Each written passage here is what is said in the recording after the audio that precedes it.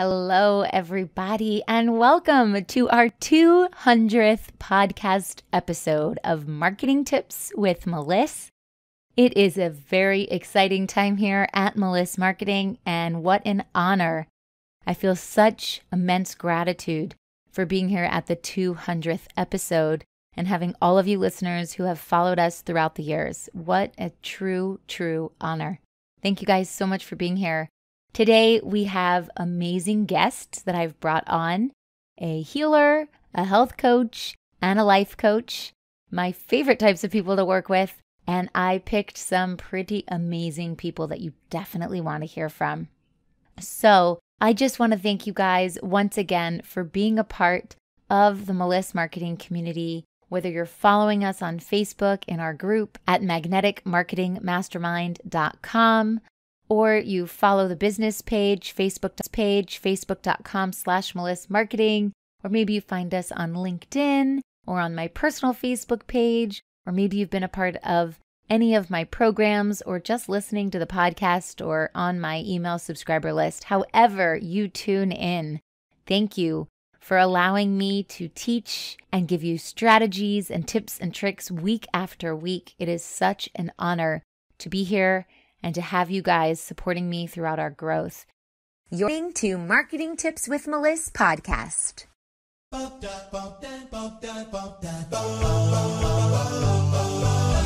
Welcome to Marketing Tips with Meliss podcast. And now your host, Meliss Jakubovic. So today is a very exciting podcast episode.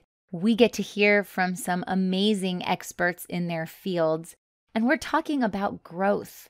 Growth is life. Growth is business. Growth is change and understanding and experience. And it's a beautiful and wonderful thing. Growth is success. Where I am now is not where I was even 5 months ago, or a year ago, or 2 or 3 or 5 years ago. And that is what I teach you guys day after day, all over the place online, is just showing up, being consistent, and growing into a better version of yourself as a person, emotionally, spiritually, physically, and as a business owner. So I hope that you take this podcast episode and that it helps serve you so that you can serve your clients. It helps improve you in some shape or form, and it helps you grow so that you can grow as a person, you can grow as a business owner, you can make a larger impact to your community, you can fill your purpose by helping other people, and you can make more money and scale your business. So today we're going to hear from some amazing people. First, I have Leah Marie. She's a life coach and healer for entrepreneurs who are ready to take back control of their life by restoring simplicity, productivity, and purpose in 90 days or less, and you definitely want to hear from her. Then my next guest is Bisi MacGregor, a life coach and founder of Fear to Freedom and the creator of the Live More, Fear Less method. She's got great tips and tricks that you want to stick around for. And my last guest is Breanna Bernard, who lost over 100 pounds in 1 year. She's an online personal trainer, a nutrition coach, and an Oxygen Magazine Elite Ambassador. My guests today are going to blow your socks off, so enjoy this episode and share it with all of your friends.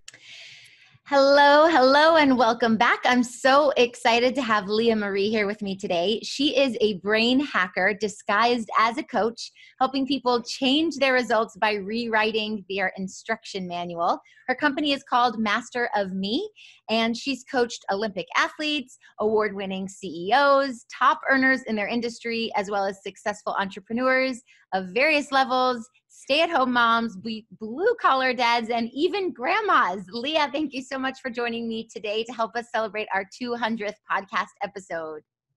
Thank you so much for having me. I'm so excited to be here. This is so fun. Yay. So I've been watching you grow on social media, and I've watched you birth your own podcast over time. And so tell me, can you let our listeners know a little bit about your journey and what has inspired you to do all this? Yes, absolutely. I can do that. So I guess it kind of goes back a few years now.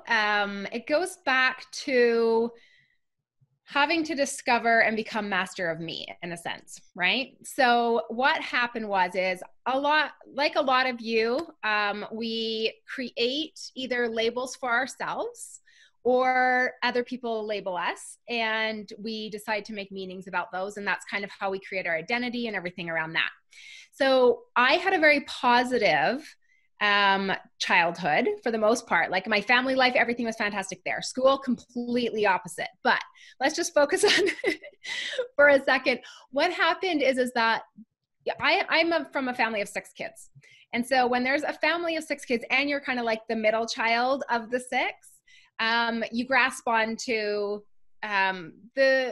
the pieces that kind of make you unique, right? And one of the things that was unique is that my mother always defined me as the strong one. And so this was an amazing label that I was happy to take.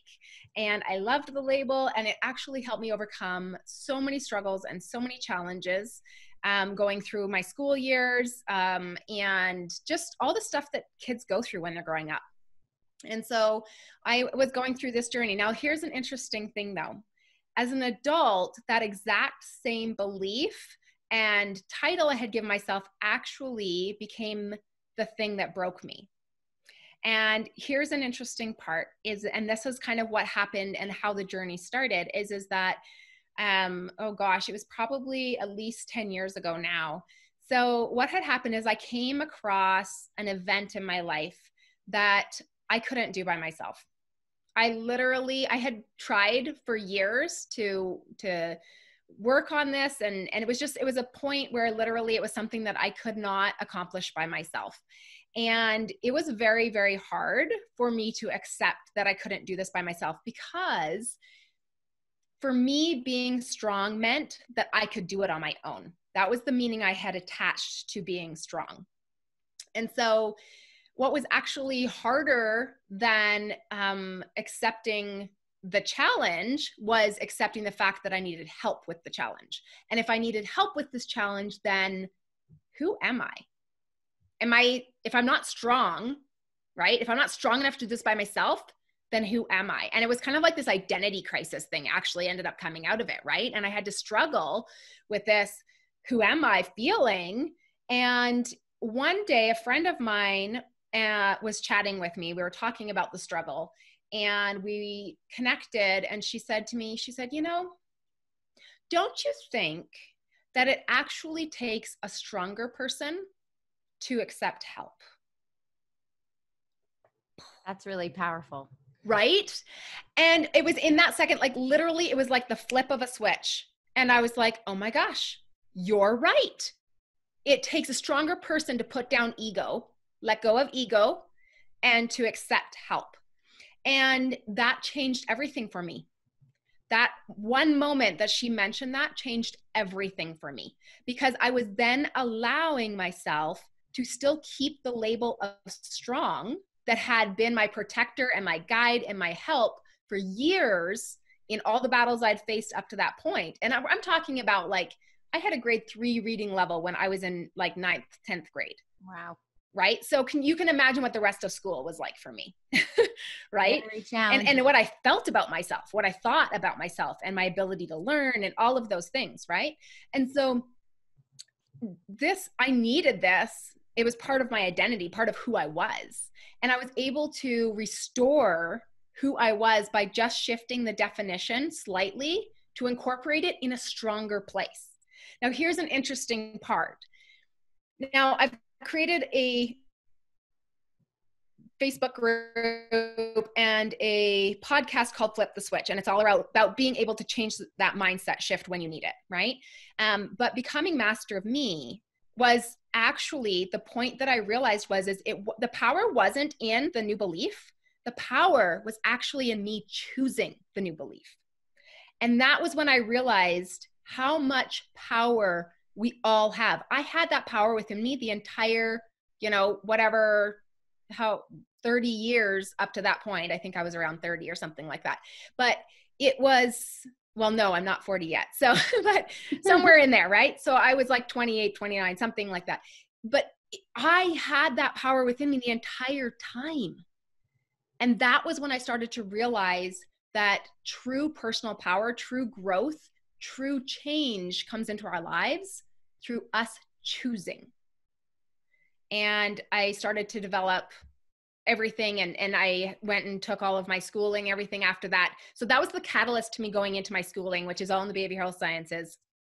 And I took my NLP and my CBT.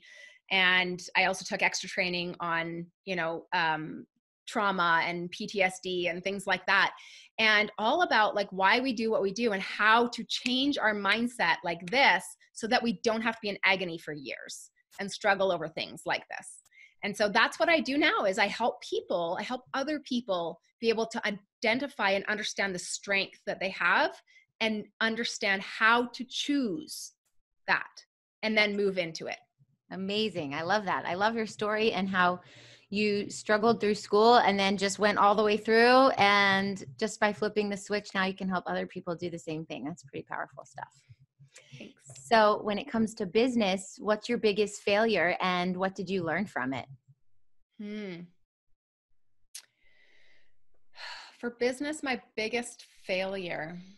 This one's interesting. Let me think.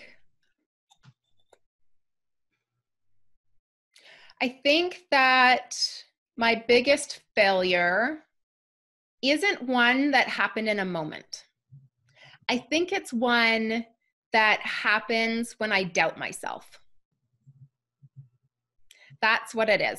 Because when I doubt my strength and my ability to change and to influence other people, that's when I lose my power. I think that's true for all of us. When we feel like imposter syndrome or we're not following our intuition, then we're not in alignment of what's good and what feels good. Mm-hmm. And then we're not really being our true authentic self. Mm-hmm. I love that one. Thank you. This might be similar, but what's the most important thing you've learned in your life? So the most important thing that I have learned in my life is to have integrity. So I have realized that when I look, like the majority of the clients that I work with, so many of them have such huge, huge hearts. And they end up just having burnout because they're constantly doing for everybody else. And they struggle to stay organized, or they struggle to feel value and that it's okay to take care of themselves, or they feel guilt if they do, right? Whatever it may be. So there's a lot of different pieces that come to the puzzle there. But the reason why I say integrity is because a lot of times we wouldn't dare to treat other people the way we would treat ourselves. That is so true. And we also wouldn't break our word to other people the way we break our words to ourselves. And so one of the first things that I work with my clients is around creating boundaries and on their integrity. And a lot of times they say, well, I have good integrity. I don't lie to people. I don't cheat people. I never do this. And I said, okay, so the last goal you made, how long was it before you said, oh, and you gave up on yourself? When was the last time that you promised yourself you'd do something and then you didn't because somebody else's needs came before yours? I was like, you don't lack integrity when it comes to other people. You're struggling with integrity for yourself, personal integrity, right? And so we work in that side of area. And I realized that personal integrity doesn't just mean keeping my word to myself, but it also means being authentic and true to who I am. And that's what brings peace. That's what brings peace when we're not trying to be somebody else, when we're not wearing the mask, when we're not taking on somebody else's label and then trying to conform so that we fit into the group. There's no peace there. And so I would say that that's my first thing. And I have a great friend, and I love what she says, is she says, the more me I am, the more money I make. And that's relating to business, right? But it's true. It's if you want to be able to do well in business, you need to have something sustainable. Being someone else, trying to be somebody else is not sustainable. Not to mention the fact that they're having a hard enough time trying to be themselves. Right. Right. I think there's like a level of self-sabotage as well, where you're trying to live up to this other person that's not you, and then you're sabotaging yourself in the whole process. Because it's not real. There's a lack of honesty inside of that. And there's a part of us that is being chipped away at, or being trapped, or being smothered down by us trying to show everybody else in the world something. And it will never end up serving you in the end. People can tell when you're being real. They can tell when you're being authentic, and you can never wear two masks. You can't serve two masters type idea, right? You can't be somebody else in one place and then try to be somebody else somewhere else. There just ends up you end up living a lie. There's no peace there. That double life. I was always thinking about which one am I today? Yeah. Yeah. Right. And it just takes the amount of mental energy that it takes to sustain that is unbelievable. And I've recognized, it's interesting. If you've ever worked with a client who's had a release, right, of some sort. So a lot of my clients that work with me, they don't realize that they're holding on to maybe pains from the past or struggles from the past that are now still affecting them today. They think that they've overcome them, or they think that it really wasn't a big deal or whatever, right? But then we find out, oh, the root of the problem is here, and we work with that. And all of a sudden, like literally, they're crying, I'm crying. It's this spot where we're both just, and they are saying, I had no idea that I had been carrying that. Right. And there's this weight off their shoulders. Is that idea of like, if you've been carrying stones around in your backpack for years, your body adjusts to that. And it starts to think that that's normal. Right. And then all of a sudden one day someone takes the backpack off, and you're like, oh my gosh, this is what it should feel like? It's so light. It's so, right. So it's the same type of a thing is when you're being true to yourself, when you're being authentic, when you have integrity to who you truly are, and you're unapologetic about it. It doesn't mean you're in other people's faces about it. You don't have to fight them. You can just lovingly let them be them, and you be you. Yeah. And not care what other people think or say, no judgments. You just show up as yourself. It's easy. Yeah. It's like children on a playground, right? They're like, this person's my best friend, Mom. What's your friend's name? I don't know. We just met. Like they just, and they play, and they say, if they have a question, they say, oh, like, I see you're in a wheelchair. How come you're in a wheelchair? Like, it's not mean. They're just curious. And they say, oh, I see you have like a birthmark on your face. Oh, tell like, were you born like that? Or why is that there? They're not trying to be mean. They're just curious, right? It's not until we become older that we turn it into a big thing, and we worry about what everybody thinks. And we, I will definitely offend people, not purposefully, but I will offend people because we have difference of opinion. But I'm not going to be true to me if I continue to walk on eggshells for my entire life either. Right? So I just try to live honestly. I try to be the most kind and gentle that I can be. And then as a coach, I call people out on their crap, because that's what they want from me. That's why they hire me. Exactly. That's what they need. Right? Because we want truth. Why would you hire someone to lie to you to make you feel better about yourself? Right? That's what our friends do for us. That's it's right. Okay. Right? We're like, no, it's not okay. I need to fix it. So when it comes to marketing your personal brand, it has a lot to do with how authentic you are. And so on a scale of 1 to 10, how weird would you say that you are? And do you have any examples? Oh, goodness. Okay, let me see. Well, I'm sure I have some fabulous examples around this. It depends on what your definition of weird is, right? Because we might have a different definition of weird for you and for me. But I like to think of myself as a chameleon, in the sense that I am totally a girly girl when it comes to like wearing the high heels and doing the makeup. And I'm like, if I'm going to do it, I'm going to do it right, type thing. But then I'm also totally granola on another level. And then there's other times where I'm like, a total redneck, and I will be out on the farm and be like, yeah, I'm throwing bales. Right. So, and then there's other times where I'll be the business entrepreneur type, and I'll be speaking on stage and in front of 300 to 500 people or plus. Right. So I am able to change hats in all of these places and still be me, because that's part of me. I'm like a Rubik's cube or something like that, right? Like I don't feel like I fit into a mold. And that's a big part of my brand is, you know, if you look at my brand, it has 2 M's in it with a box, but there's no corners on it, right? Because I have the hashtag break the box, right? Don't put me in a box, right? Like I am very adamant about people labeling other people and saying, this is what you can or cannot accomplish. Right. That I is know not that about okay. you. No labels. No labels, right? But labels can be powerful when we incorporate them into who we are, like I did with my strength. We just have to be willing to adjust the meaning when necessary, because otherwise it can be what breaks us, which is what happened to me. And that was part of my journey, right? So it's a love-hate relationship with labels. Sometimes they are part of how we define ourselves. But that depends. Is that holding you back or is that strengthening you? Right. Oh, I love that. So do you think you're weird? So on my weirdness scale, if you could picture a chameleon that's like multicolored and everything like that. So is 10 the weirdest and 1 is like not weird at all? Yes. Oh goodness. Okay. I'm going to say that I fluctuate between a 5 and a 7. Okay. That's a good number. Right. It just depends on the day. When you're a chameleon, so it depends on the day. You change with the day.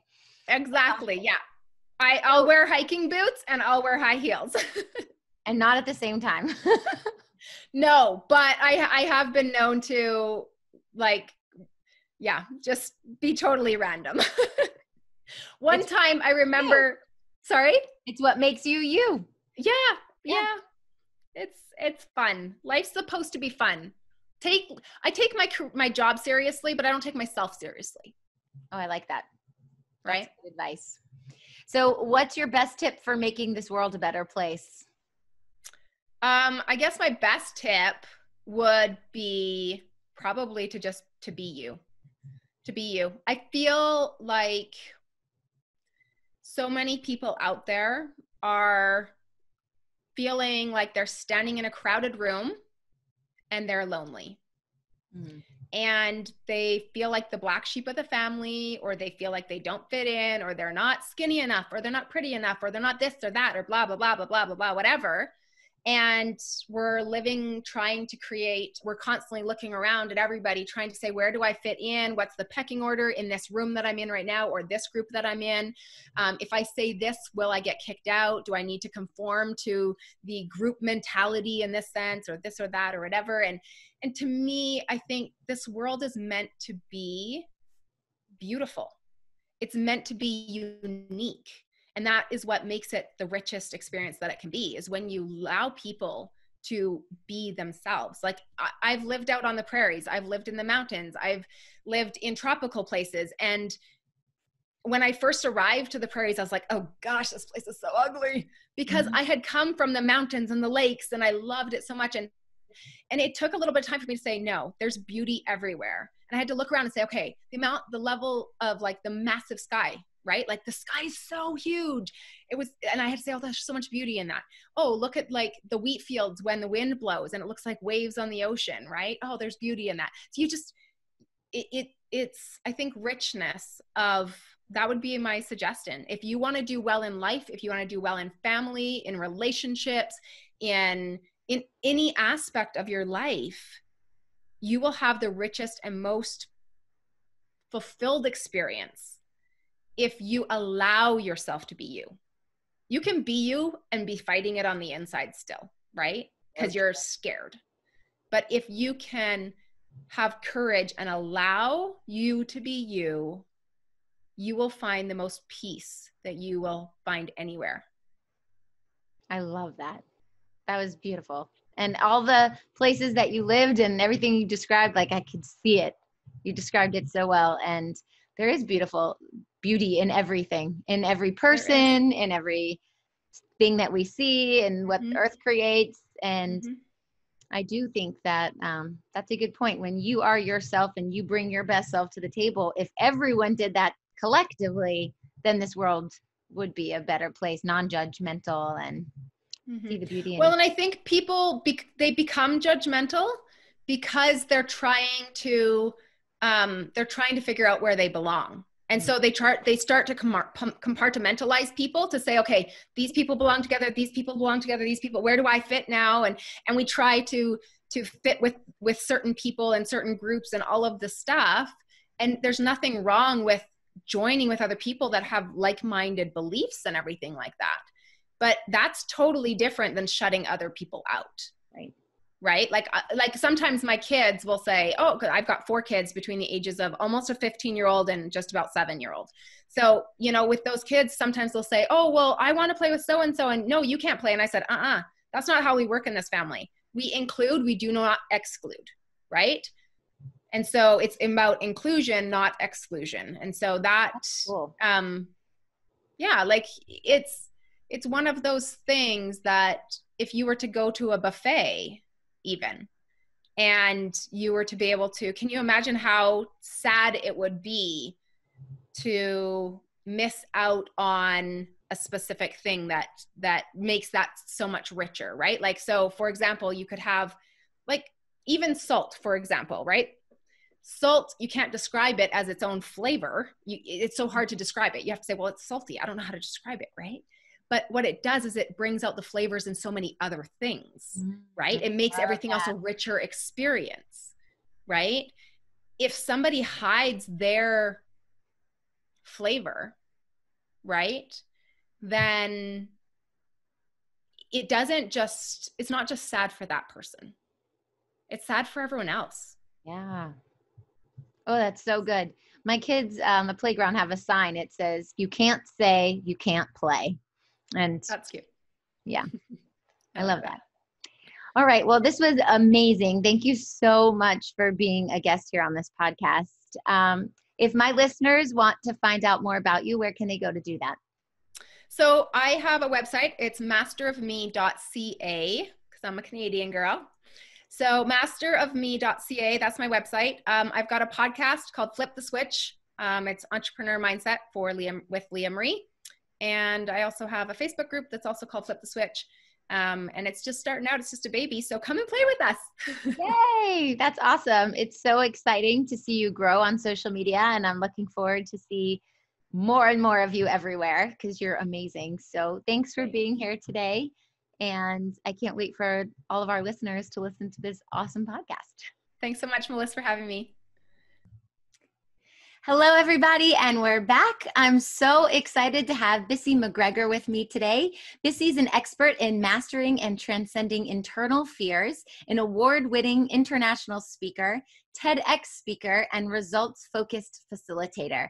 Bisy works with individuals to disrupt the status quo of their mindset so they discover and reconnect to the powerful parts of themselves that have been buried or lost.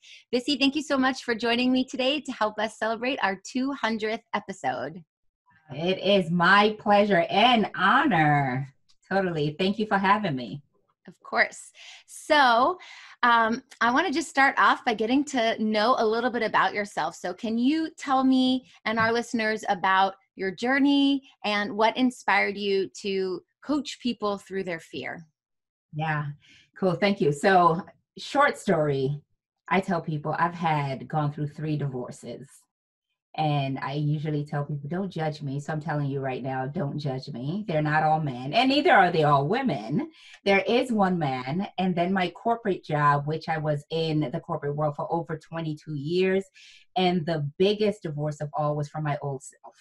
My old self, who was afraid of her own shadow, who settled for less than what she deserved, who didn't trust herself, and who outstayed her welcome at corporate and in relationships that no longer served her. So in a nutshell, that's my journey, where I had to come into my own and then detach myself, divorce myself from everything that wasn't me, even though it looked like it was, in order for me to step into what I am doing today, into this bigger assignment, which is what I call it. It's an assignment. It's a gifting. It's it's an order to go help call people up. And I'm passionate about it. I'm passionate about building a fearless world. And so that's, in a nutshell, that's where I am right now. And I do that through coaching folks, private coaching, group coaching. I speak also and train as well.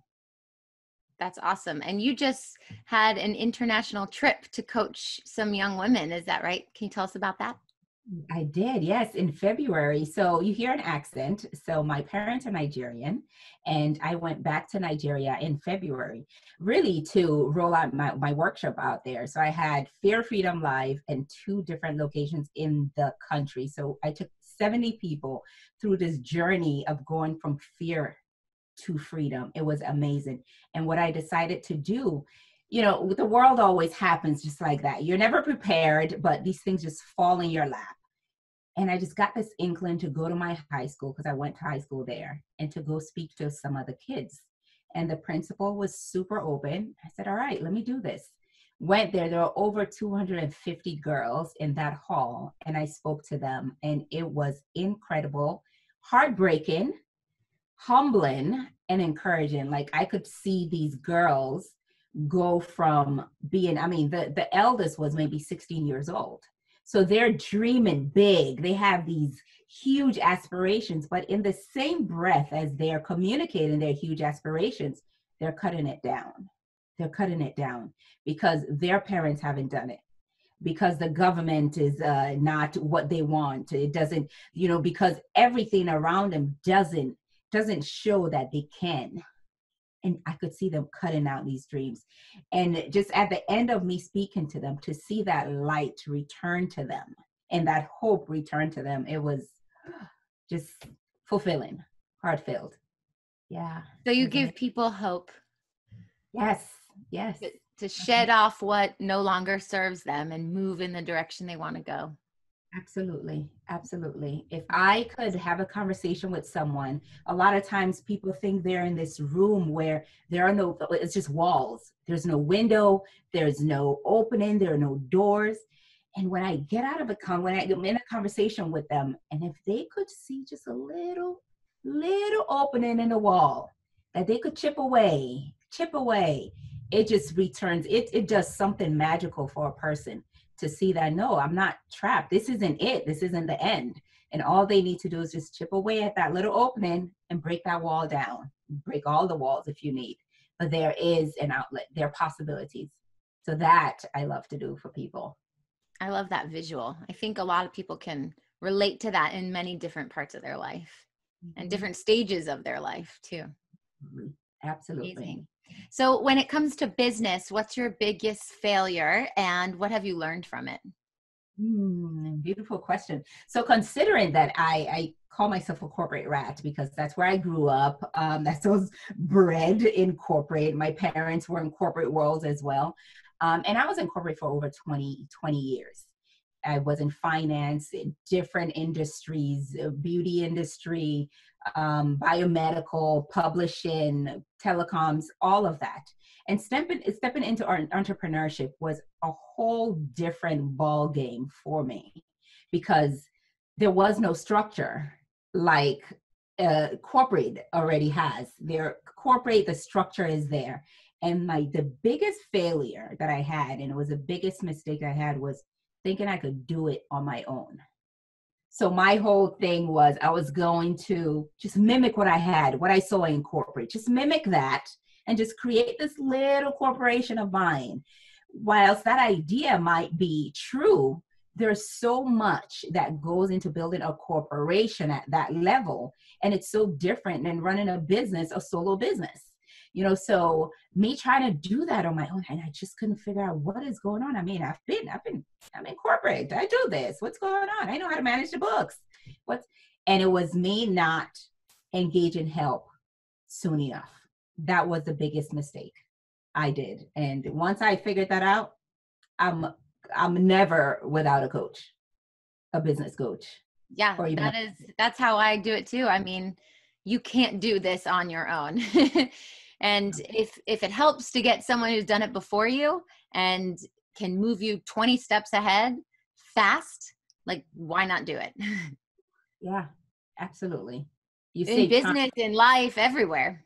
And it's the same thing. Yes, I'm a life and mindset coach. I still have a coach for my mindset. I have a coach for my business. because I can only offer what I have to my client. And I want to make sure that I'm constantly growing, I'm constantly evolving so that I can serve them to the best of my ability, so that I can give them the best, and which requires that I step up my game, requires that I have mentorship, I have coaching as well. So yeah, I, hands down, gotta have a coach, always. I agree. Okay, so this may be a similar question, but maybe not. What is the most important thing that you've learned in your life? Oh, trust in yourself. The answer that I sought out for years, the comfort that I sought out for years, the success, the feeling, of fullness, of fulfillment that I sought out in relationships, in jobs that didn't serve me, in friendships that didn't serve me, were all inside of me all along. And that's the most important lesson. And what I tell my community, what you're looking for is already inside of you. It's already inside of you. Now, life has happened. The adults in our lives happened to us when we were younger, and all of that has kind of just been covered up by this gunk, by all kinds of stuff, but it's still there. It is still there. So trust in yourself, knowing that you have the answer. And it's all about, and this is again why it's important to have a coach in your corner, because they help you suss out, just carry out the gunk. They help you just sort through all of that so you can get to the core essence of who you are.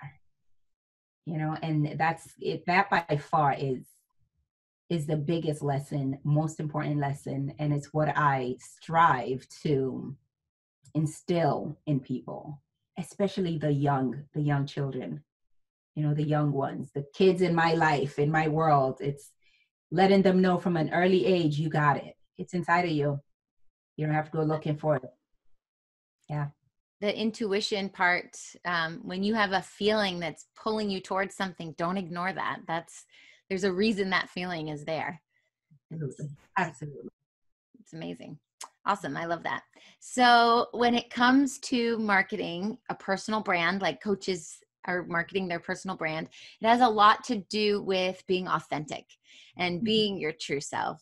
So on a scale of 1 to 10, how weird would you say that you are? So now that you've given that preface, I'm thinking, okay, is it weirdness, authenticity? How weird would I say I am? I would say I oscillate between an 8 and a 9. Tell us why. Do you have any examples of why I came up with that number? Yeah. So, like I said, my parents are Nigerian, so I have a Nigerian upbringing. And we are there's a strong cultural background. We're very tight-lipped. This is the way it is, all that stuff. And on my Facebook page, for instance, I have a lot of Nigerian connections, and I get messages here and there say, what are you doing? What's going on? You're talking, you're speaking out in public. Like, what is going on? So it's kind of, it's almost like I'm an anomaly to the rest of the pack, compared to the rest of the pack. So they look and they're intrigued because this is what they also want. But culture has said, no, you can't be. You're not supposed to be. You're a woman. You're a woman from, you can't do that. So yes, so I would say that way. Actually, I just ran a 3-day crash course, and I had someone check in with her video, and she said, I'm African and Bisy is too. And the first time I saw Bisy talking, I said, what is she doing? Why is she speaking in public? What is she doing? But I found myself, I just kept coming back. I kept coming back because I loved what she said. And I just could not believe that someone, a Nigerian, has the courage to do this. Oh my God. Yeah. So yeah, I'd say 8, 9. That's awesome. I think the people who are entrepreneurs, the ones who are innovative and they create things, they're the ones that have to step outside of the pack and be different and lead the way for others. Yes, absolutely. Absolutely. It's one of for me, I feel like it's one of the tenets of leadership. You must be willing to go first. Must be. Yeah. And then you inspire others to do the same. Absolutely. That's Yes. awesome. So what is your best tip for making this world a better place, Bisy? Release the fear. Release the fear. Fear is so consuming. Fear would have you conforming and say, you can't stand out because people are going to see you and judge you. Fear will have you constrict, would say, no, you can't do it. You can't show up that way. So play it smaller. And it'll have you condemning others because, it would have you looking at other people. She's doing that. What are they doing? And blaming and finger wagging. Whereas there's this thing inside of you that's just burning, yearning to come out. So my biggest tip, best tip to people is find your wholeness, find and get back to the essential, the essence of who you are. Fear isn't it. Fear has consumed all of that. Well, you're totally the opposite of that. And it's why I do what I do. Take people from fear to freedom. Because in fear, you're not living. You're breathing, but you're not living. And it starts with each and every one of us. Absolutely. Absolutely. And I can do it for you. Right. I can show you the way. You must do the work. You must, because your fear is different than mine. What drives you is different from what drives me. You need to understand that and own that. And I truly believe we are all purposed in life. I believe we all have a divine assignment, and we cannot carry out that assignment in fear. It won't even let us get to it. Sometimes people say, I don't even know what my purpose is. And because fear clouds your judgment. It clouds your thinking. It clouds all of it, your thoughts. So people can't even see it. So yes, so that's my biggest tip. I love that. All right. Well, this was wonderful. Thank you for joining me. If my listeners want to learn more about you, where can they go to find out more information? Absolutely. Actually, what I'll do them one thing better. I'll give them a gift. Yay. So all I need to do is go to bit.ly/gift from Bisy. So I will send you the link. And you can share it with your audience. And this is a 3-part training series. It is completely free. It's going to show you how to increase your confidence, self-belief, and experience fearless possibilities in your life in 3 simple steps. All you do is watch, and you're going to be guided step by step. I love that. Thank you. And we'll include that link in the show notes below. Thank you so much for joining me, and keep doing amazing work. You're doing a great job, and I really appreciate you taking the time to be on our 200th podcast episode. Wow, we got to celebrate that, Meliss. Thank you for having me. I'm super honored, super delighted to have spent this time with you. Thank you, Meliss. Thank you. Thank you. And well done. Congratulations. Thanks. All right, everybody. I'm so excited to have Breanna Bernard with me today. She lost over 100 pounds in 1 year, and she's an online personal trainer and nutrition coach, as well as an accountability and mindset mentor. She's been featured in Oxygen and People magazine, and you may have seen her on Good Morning America. Breanna, thank you so much for joining me to help us celebrate our 200th episode. First of all, congratulations on reaching your 200th episode. That is amazing. Thank you so much. I'm honored to be here. Thank you. We are so excited to have you here. And so let's just hop right into it. So I've been following your journey for a while now on Facebook, and I see your before and your after pictures, and I just get like this sense of pride. Like, I'm so proud for you. You must feel so proud of yourself and feel just amazing in every way. Can you let our listeners know a little bit about your journey and what inspired you to go through this? Yeah. So back in 2014, I started my weight loss journey. And the reason that I needed to be on a weight loss journey was because in 2012, I gained 70 pounds during my pregnancy. And it took me from about 170, 175 to an escalated 245 pounds the week that my son was born. And he weighed about 8 pounds. So after he was born, I still was 245 pounds. And a year after he was born, I was still carrying around the extra weight. And I think during my pregnancy, I had this preconceived notion that the weight was just going to fall off once I gave birth. And that was so not my experience. I dreamed of being this cute little pregnant lady with a little basketball, someone who looked like they maybe smuggled a beach ball under their shirt. And I got pregnant everywhere. I was not the cute little beach ball girl. But at the same time, no one was really overly concerned, including my midwife, doctors, that I had gained so much weight.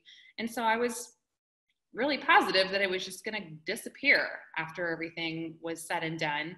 And because that wasn't the case, I had tried some different diets. I tried some different workouts, and nothing would stick. I would do it for a couple of weeks at best, if I was lucky.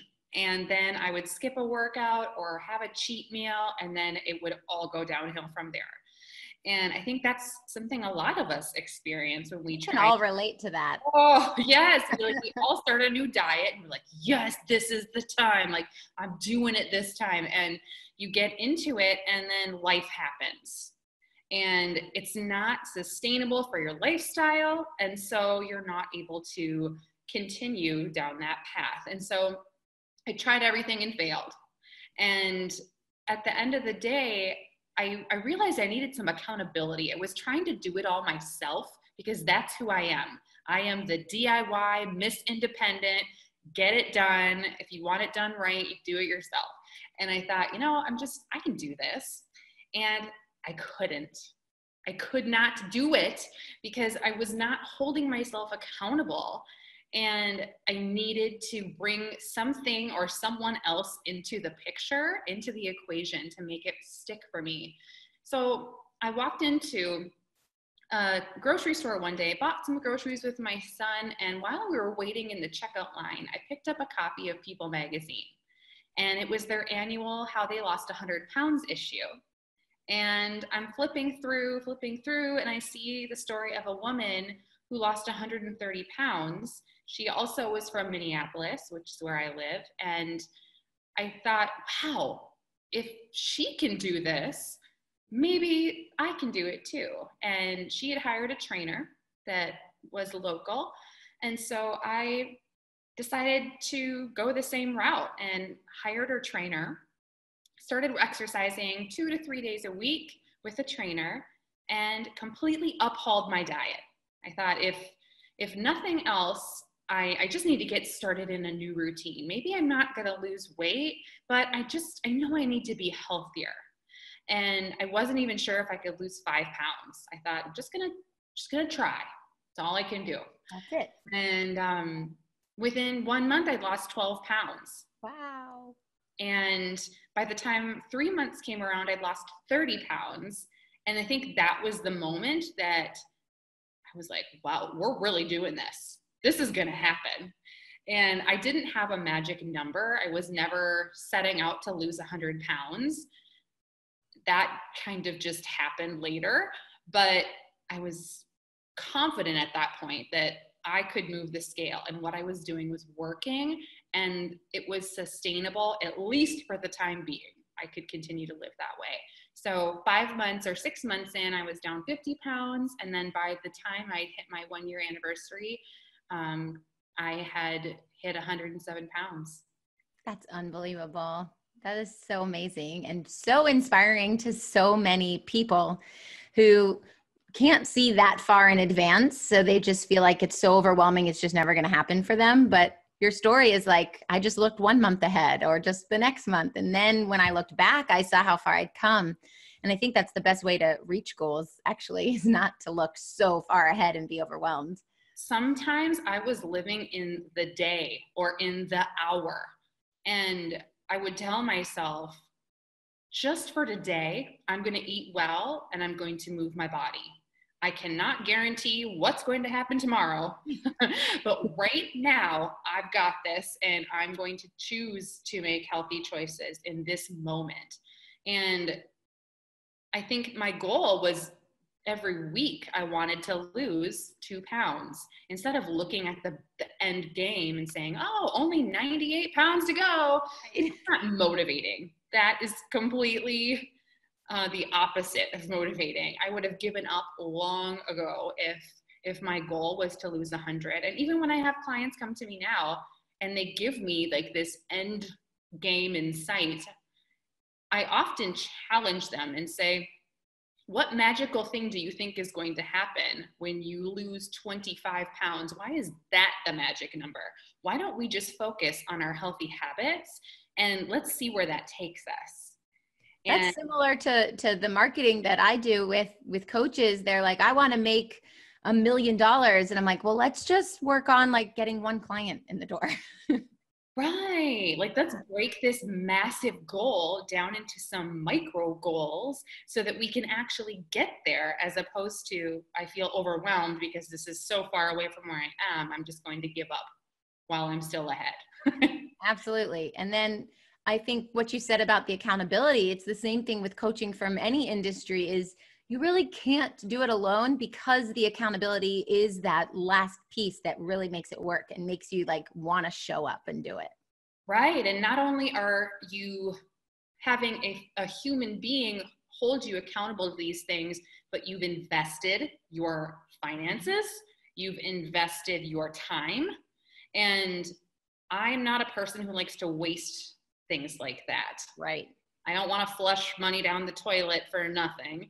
And so if I'm going to invest in you and I'm going to say, here is a chunk of change, please help me make this happen, I'm much more likely to hold myself accountable to that because I'm all in at that point. Right. You've got skin in the game. So you're like, I better make it happen. I'm going to show up and do everything I'm told to do. Absolutely.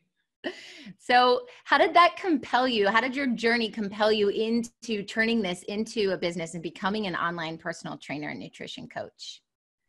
I probably around 75 pounds down had this epiphany that, you know, at some point I'm going to need to go back to work. I was a stay-at-home mom at the time, and I was also going through a big transition in my life. I was married at the time, and I was not in a happy marriage, and I knew I didn't want to stay there. But not only did my weight keep me stuck in my life, the fact that I didn't have a job and didn't have any money was also really holding me back. And I stayed in that marriage for 3 years longer than I should have because I was so stuck. And for me, that was sort of my guiding light at the end of the tunnel, that if I can figure this out, I could maybe help other people do the same thing that I have accomplished. And that might be more fun than going back to corporate America or getting some job that I'm not super passionate about. And so I decided to educate myself, and I went and obtained 3 different certifications in personal training, and then an additional certification in nutrition coaching. And I love to learn. And so I just immersed myself in environments where learning could happen and growth could happen, and started training clients in person, and then developed an online as well program back in 2016. And so I've been doing that ever since. And it has really evolved over that period of time, especially now in the world that we're living in. You know, I'm very grateful for online, not only because it allows me to have a job right now that I can continue to do, but it has allowed me to connect with so many more people than I ever could have imagined. All over the world. Absolutely. I have clients in Australia and Morocco and, you know, Jamaica and all 50 states. And it's just crazy to be able to connect with people everywhere. And what what better way to make that huge impact that we're all hoping for than to get online and pivot your business or find ways to get your message out to more people and be more helpful. I love how you say that, because that's what I help my clients do. They come to me and they're like, well, we're only seeing people locally. I'm like, why? There's a huge world out there, and you can have your hands in every country if you want to, and you can help thousands and thousands of people. And I think coaches start out by wanting to help other people. It is about the impact. The money just flows when you're serving. So there's no better way to do that than utilizing the tools of online marketing. Absolutely. Being online. So when it comes to business, as all entrepreneurs do, I'm sure you've had some failures. What are your biggest failures, and what did you learn from them? I feel like I fail daily. And I think the most important thing is to fail forward. And no matter what it is, whether it's business, personal life, I'm always learning from the mistakes, quote unquote mistakes that I've made. And I think that if you're not failing, then you can't grow. There's no way to succeed unless you're willing to fail. You have to be willing to show up and suck. And I think that's something that I've done over the last couple of years that has allowed me to figure out what works. I've had 30-day programs, and I've had 7-day trials, and you try all this different stuff, and some of it sticks and some of it bombs. And you have to go through those motions in order to figure out what is it that everybody wants. And I think at the end of the day, you just need to ask them. Your audience knows exactly what they want. And you guess instead of just saying, hey guys, what do you want to know from me?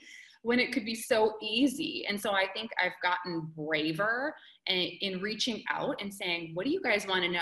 How can I support you? And asking that question has just been a game changer, because people know exactly what they want from you and they're not afraid to share it. But we need to be willing to ask, and we need to be humble enough to ask those questions to find out. So failing forward has been my biggest thing, and doing things messy and doing things afraid. It doesn't have to be perfect. This doesn't have to be buttoned up and beautiful. It just needs to be done. And I can make it pretty later. We can worry about the bells and the whistles and the glitter later on. I just need to get this out the door, and I can improve on it as time goes by. I think that's what sets strong entrepreneurs apart from not so strong entrepreneurs. It's that done is better than perfect. Inaction or imperfect action is better than inaction. And I love how you said you talk to your audience because they know what they want. And that's true. They know what they want, but they don't know how to get it. And that's where you come in as the support. So that's perfect. That's awesome. Okay. And so this question might be a little similar, but maybe it's different. What is the most important thing that you've learned in your life? I often get the question about like, how do you get so motivated? Like, how do you stay on track? And I think the most important thing that I learned through my weight loss journey was that I needed to stop trying in my life. I spent years, I'm going to try this. I'm going to try to become this. I'm going to try to lose weight. I'm going to try to go to the gym. I'm going to try to eat healthier. And trying never got me where I wanted to be. I had to just do it already. And it came down to deciding.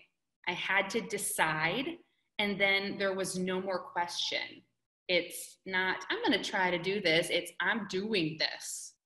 And that changed everything for me. I don't have to think or ask myself, what am I going to eat today? I already know. It's already been planned out, cooked, prepped, and it's sitting in a container in the fridge in the correct portion that I'm going to eat it in later. And I don't need to ask myself, what am I going to do for a workout today? Because it's already on my calendar at the time that I'm doing it. And I know exactly what's going to happen because it's already been thought out. And so I'm not going to try to work out today. I'm going to work out today. And it's not even about motivation. Something I was talking to a client about just this morning was that you may never feel like it. And it doesn't matter. If you sit around and wait to feel motivated to work on your business, to go to the gym, to eat healthier, you may never do it because you might never want to. I don't always want to go to the gym. I don't always want to eat chicken and broccoli, but I'm just going to do it anyway because I like what the end result is. And so stop waiting to feel the urgency to do something and just do it anyway. And I love Mel Robbins and her 5-second rule theory. I use her often when people are like, I'm just so unmotivated. I don't feel like doing this and I don't want to. And I say, here's the deal. According to the 5-second rule in Mel Robbins, when you have an instinct to act on a goal, your brain has 5 seconds. You have 5 seconds to physically move or your prefrontal cortex will kill it and it's not going to happen. And you can apply that to anything in your life, whether it's working on your business, writing a book, going to the gym, meal prepping, it's all applicable. I agree with that, like 100%. And that decide, the word means all the other options fall away. Like you have to just go in this one direction and put the blinders on and just do it. Yeah. And the other thing about motivation that I tell my clients is that the motivation doesn't come before the act. It comes after the act. So like you said, losing weight, you go to the gym, you don't want to go to the gym, but you keep doing it. And then you look back, you're like, wow, I feel and look amazing. And I lost all this weight. Now I'm motivated to continue. It only happens after. And it's just like with marketing. I'm like, you need to plan out your content. And they're like, but I hate content. I'm like, well, you could either freak out twice a day and be like, I don't know what to post, or you can sit down once a week and plan out the whole week. And then you just get up and you do it. Clients come through and then you feel motivated next week to actually plan the content. So the motivation comes after the action, not before. Absolutely. And it ebbs and flows. Life gets busy, kids get sick, things get crazy, the world shuts down. Right.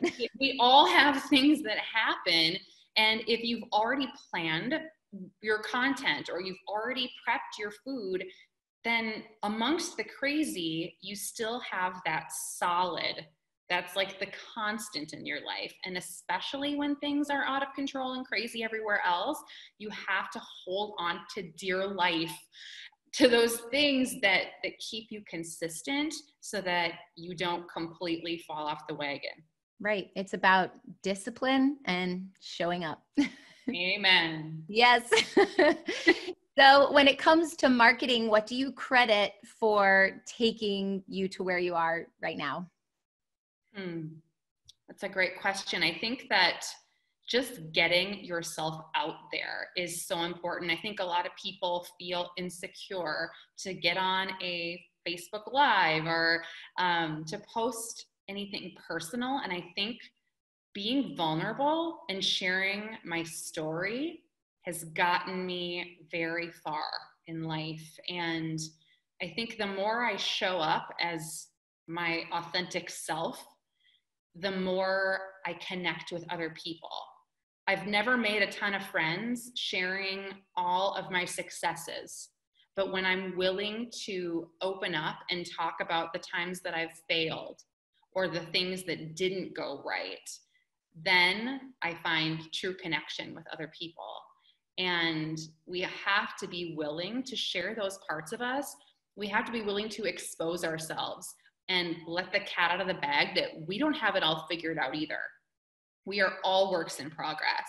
I always say, if I ever show up and act like I know everything and I've got it all together, slap me, because I'm still learning too. And I don't have everything all figured out. And every single day, I keep working on myself so that I can continue to grow. But none of that can happen unless you know who you are, and you're willing to share that with other people. I love that. Brene Brown talks about vulnerability and how when you become vulnerable, that's when you allow people to come in. If you shut that off, then, it's just a surface level thing. There's nothing deeper there. I love that. And when it comes to marketing yourself as a personal brand, it is all about how authentic you are. And so on a scale of 1 to 10, how weird would you say you are? Can you give us some examples of maybe some weird thing that you do or you like? Oh my gosh, where do I even start? I feel like I am weird in the sense that I love planning. I love organizing, and that's how I thrive. I think that some people are like, oh, whatever, I'm just going to roll with the punches. And I find that not only does it keep me on track, but I really enjoy it, which is maybe weird. But I think there's a lot of things that are weird about me, and I love all of them, whether it's something about my body or, something I hear so often from people is not even that they're weird, but things that make them different. Mm-hmm. And I think our differences are what make us so beautiful. And especially when it comes to our bodies, I think women in particular are extremely hard on themselves. Oh, this is really, I don't love this, and this is really different or about my body. And I always tell people, you know what, those things are what make you you. And there's so many things about me that are different, or that are different from what they used to be, like before having a baby versus after having a baby. Your body is different. And all those things make me. I get questioned a lot about, did you have skin removal surgery? Or how did you look so firm and toned? And I tell people, you know what, I have loose skin. I have cellulite. I have stretch marks. I had a C-section after 24 hours of labor. And so I have a beautiful C-section scar. And a little pooch above that where where my son came out. And so those things are all a part of me, and maybe they make me weird or different, but they're things I wouldn't trade for the world. Even stretch marks and things like that are visible to other people. It's a part of my story, and it makes me who I am. And I love people who are weird. I love people who just own their weirdness and aren't afraid to be different. Because I think so often we just walk through life trying to be a chameleon so that we fit into other groups. And I've come to a point in my life where I'm just done trying to fit in. I want to be one version of myself at all times.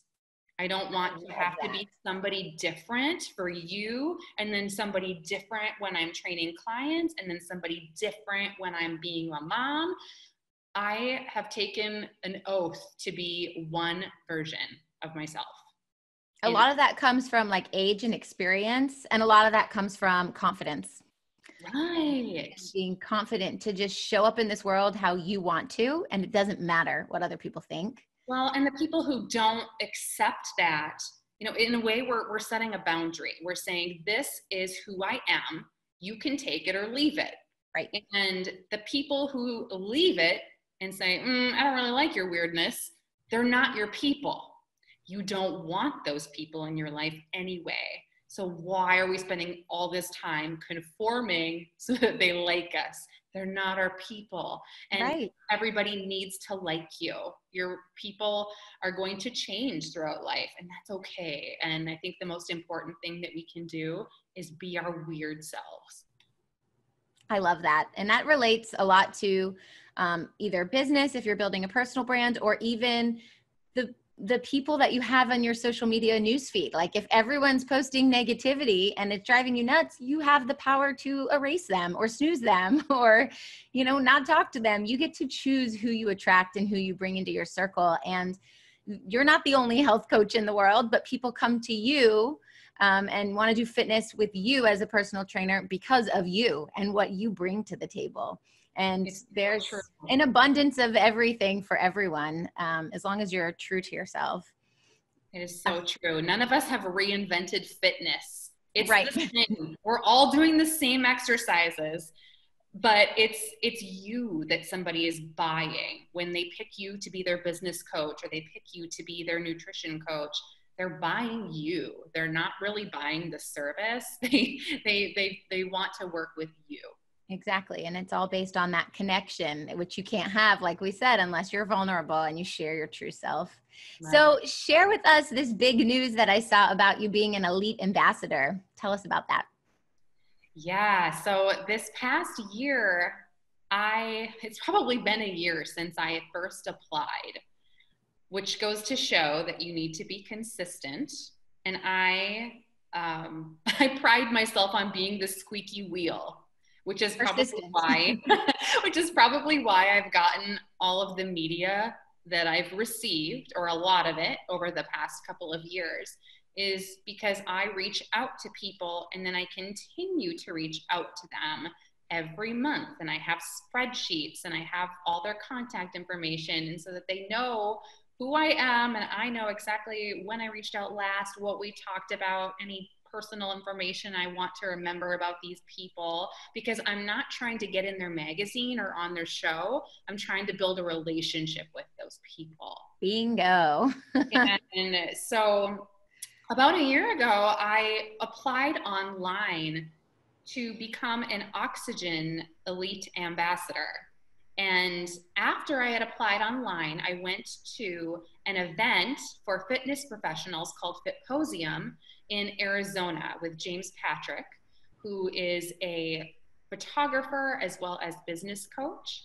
And he puts on this Fitposium event every year for professionals in the industry. And I showed up there and there were people there from Oxygen. And so I got to put a face to a name and say, hey, I applied for this. I'm super interested. Can I have your contact information? I would love to follow up with you and stay in touch. And how can I support you? And so I continued to reach out to these people every month, send them an email, every month, send them an email. And sometimes I didn't hear back. Other times it was like, oh, hey, thanks for checking in. This is what we're working on. We're kind of stalled out right now, but I get an update. And I continued to be persistent. And I woke up one day and checked my email and I had a message saying, congratulations, you have been chosen out of 15 women in the world to represent Oxygen magazine as an elite ambassador. Yay! And I had been manifesting that for a year. And I was just overjoyed and so honored to be chosen amongst this powerhouse group of women who are fitness professionals and have their own unique stories. And so essentially, we're kind of their go-to group for when they need content, when they need articles, when they need photos. We are the experts, so to speak, and people that they reach out to share health and wellness and strength with their readers. So that's super exciting news. Congratulations. So good. And that's going to reach a lot of people so you can help even more people and make a bigger impact. Absolutely. And that comes from, like you said, consistency, being persistent, thinking about what you want, putting the action towards it with those emails, and manifesting it. And I say that manifestation is marketing. Manifesting and marketing are the same thing. It's showing up, putting out what you want, attracting who you need or what you want. So way to go. Good job. So true.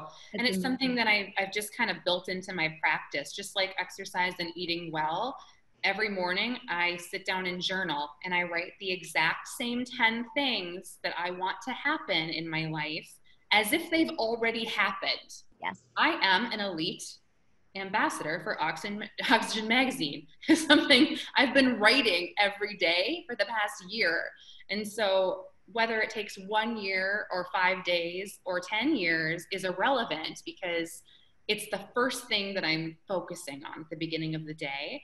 And so, over some period of time, I can bring that into fruition as long as I don't give up. And I think that is something else that has just been a game changer in my life, and has been very true to my weight loss journey, is that the only way I can fail at this is if I quit. I already know what it feels like to give up, because I've done it a million times. I've quit every diet. I've quit every exercise regimen that I started. But what would happen if this time I kept going? And it changed my life in every way. I love that so much. And I also journal every morning and write it as if it happened. I think that practice is so powerful, and getting your mindset in the right place before any of the action is probably the most important thing, because you could take action and not really believe that you are headed in that direction, and that action just won't have the same effect.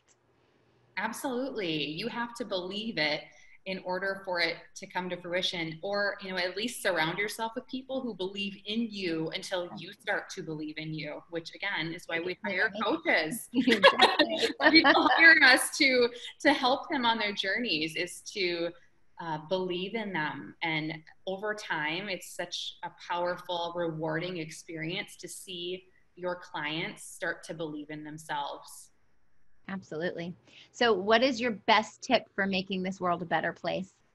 I think the most important thing that we can do is to lead by example. And I say that especially as a mother. Right. My son is 7 now, and he is always watching. He's very diligently watching what I do, how I move, who I surround myself with, what I eat, and he takes those things on for himself. And I think as a parent, my most important goal is not to have the most brilliant kid with the best grades, or be the best athlete on his football team. My priority is to turn him into a kind human being who has a healthy relationship with food and exercise, and sets healthy boundaries for himself. And in order to do those things, I need to be those things. In order for him to grow up in that way, I need to lead by example.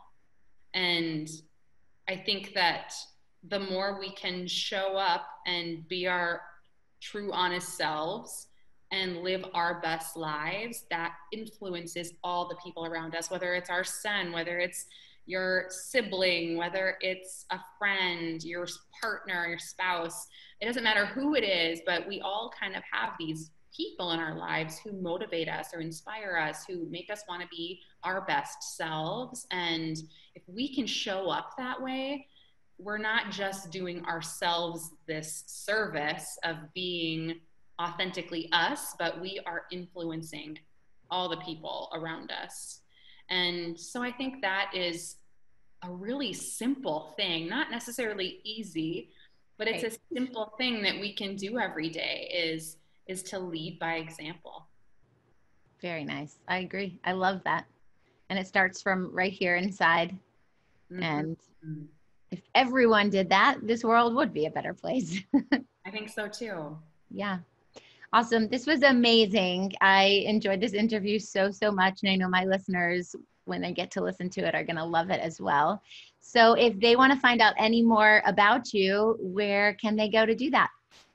You can follow me on Instagram at Breanna Bernard Fitness, or you could go to BriannaBernardFitness.com and check out my website. And I also have a freebie there. So if you put your email into the designated space, I will send you 5 at-home workouts that you can do without any weights, which is something I think that we're all striving to find more of right now, especially as workout equipment is quickly been swallowed up as we're all training from home these days or trying to stay home more. So yeah, head over there and I'll send you some free gifts. Awesome. Thank you so much. I loved having you here. Thank you for taking the time. And of course, thank you for having me.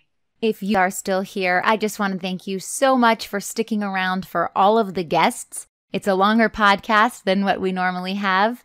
And please subscribe to our YouTube channel. Come join the fun in Magnetic Marketing Mastermind. That's my online free Facebook group where you will find a community of coaches, healers, and virtual assistants who support those types of businesses. It's a really fun community, and I'd love to have you in there. Lots of strategy and tips and tricks and camaraderie. So come on and join the fun. Of course, join us every Tuesday and Thursday for our newest podcast episode at marketingtipswithmeliss.com, and I'll see you next time.